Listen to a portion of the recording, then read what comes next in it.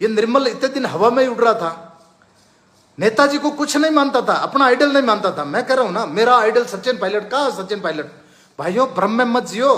हनुमान बेनीवाल जिसका हाथ पकड़ लेता है, जब ये अपने सीआरपीएफ का जो जवान था ना, फौजी नरेश जाट, उसने मरने से पहले, अपनी मौत से पहले, दुनिया का सबसे कड़ा सत्य होता है, जो अपना प्रिय होता है उसको आदमी बात करता है, उससे कोई जिम्मेदारी देता है। उसने मरने से पहले जब डीआईजी ने फोन किया था कि बेटा नरेश, तू आत्महत्या मत करना, कोई गलत कदम मत उठाना, तेरे छोटे छोटे बच्चे, तब नरेश ने यह कही थी कि साहब मेरे बच्चों को हनुमान बेनीवाल संभाल लेगा। मौत से पहले जो कंवराराम बाड़मेर के अंदर एक आरएलपी कार्यकर्ता खत्म हुआ था, तो उसने अपनी मौत से पहले सुसाइड नोट में लिखा था कि नेताजी मेरे को न्याय दिलाना, मैं कर्जे में डूब गया। लोग मरने से पहले हनुमान बेनीवाल को याद करते हैं। और ऐसे कई, एक नहीं 500 एग्जाम्पल बता दूं। लड़ाइयां हमने भी लड़ी हैं कई सारे। एक जो ये जो बीजेपी के अमित शाह आ रहे थे रावण के चबूतरे में, उस समय एक कार्यक्रम था, उस कार्यक्रम के अंदर 10 तारीख का कार्यक्रम था, हमने परमिशन ले ली उसमें 8 तारीख की। अब वो कार्यक्रम हमने हनुमान बेनीवाल का वहां पे लगा दिया बैनर, और उसमें भजन संध्या कर दी गणेश जी के नाम की। अब बीजेपी वाले उछलने लगे, नहीं ये नहीं करने देंगे। तो सर हमने कहा भाई हम खाली करना पड़ेगा तुम्हें, डोम क्यों लगाया, परमिशन हमारे पास है। केंद्रीय मंत्री से लेकर कई सारे नेता हनुमान जी के पास फोन करने लग गए, सतीश पुनिया से, साहब हमें बचा लो, ये खाली मत करो, ऐसे मत करो। तुम जब जरूरत पड़ती है तब गिड़गिड़ाने लग जाते हो। लेकिन नेताजी ने कहा चलो प्रोग्राम होगा, परमिशन है तो प्रोग्राम होगा तो होगा।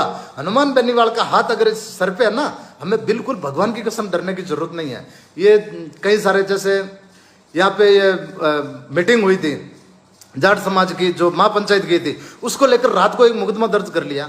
अब बात करता हूं अनिता चौधरी हत्याकांड के दौरान जो वार्ता हुई थी, जैसे नेताजी ने इस बार वार्ता की, पूरा क्लियर किया, इसको एचओडी को हटाओ, जो अपने मेडिकल कॉलेज में जोधपुर में ये जितना भी था मुआवजा, नौकरी, सब कुछ किया। लेकिन अनिता हत्याकांड के अंदर भैराराम जी सियोल और देवेंद्र जोशी सूरसागर विधायक दोनों आए थे, और दोनों ने आकर वार्ता के दौरान कहा था कि डीसीपी को हम आज ही रवाना कर देंगे। डीसीपी को रवाना नहीं कर पाए भैराराम जी, आप फेलियर साबित हुए। समाज के बीच में वही वादा करो, हनुमान जी के सामने वही वादा करो। अब हनुमान जी दोबारा भरोसा नहीं करेंगे, ना समाज करेगी।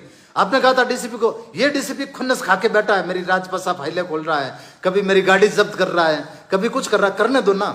मेरी गाड़ी को सरदारपुरा के अंदर 38 में जब्त किया था, लेकिन तेजाजी महाराज की कसम अभी तक मैंने नेताजी को नहीं बताया कि मेरी गाड़ी को, मैं देखता हूँ, रख भाई तू, कोई नहीं, गाड़ी है, छुड़ा लेंगे, कोर्ट से छुड़ा लेंगे, लेकिन देखते तो है ना, मेरी फॉर्च्यूनर है, मेरे पास स्कॉर्पियो पड़ी है, कोई दिक्कत नहीं है भाई। लड़ाइयाँ लड़नी पड़ेगी अपने दम पे, लेकिन हम भोले भाले हैं। लेकिन भैराराम जी ने दूसरा ये काम किया था, जो राजेंद्र चौधरी अरना चरना के अंदर जब महापंचायत थी, तो वहां पर जाकर उसने बकवास की थी कि तो लूरा इकट्ठी होगी, समाज को कहीं भलो करी। मतलब नेताजी के समर्थक और जाट समाज को यह कहा था कि लूरा इकट्ठी होगी।